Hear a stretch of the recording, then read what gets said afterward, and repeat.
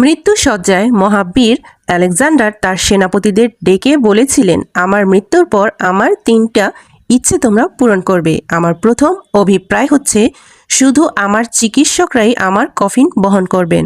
আমার দ্বিতীয় অভিপ্রায় হচ্ছে আমার কফিন যে পথ দিয়ে গোরস্থানে যাবে সেই পথে আমার অর্জিত সোনা ও রূপা ছড়িয়ে থাকবে।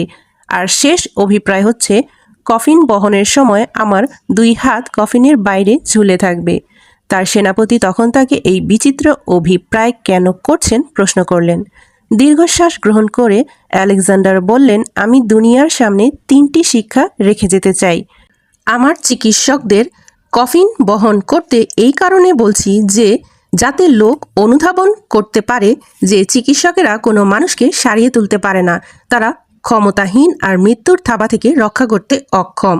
গোরস্থানের পথে সোনাদানা ছড়িয়ে রাখতে বলেছি মানুষকে এটা বোঝানোর জন্য যে সোনাদানার একটা কণাও আমার সঙ্গে যাবে না। এগুলো পাওয়ার জন্য সারাটা জীবন ব্যয় করেছি, কিন্তু নিজের সঙ্গে কিছুই নিয়ে যেতে পারছি না। মানুষ বুঝুক এসবের পেছনে ছোটা সময়ের অপচয়। কফিনের বাইরে আমার হাত ছড়িয়ে রাখতে বলেছি মানুষকে এটা জানাতে খালি হাতেই পৃথিবী থেকে চলে যাচ্ছি।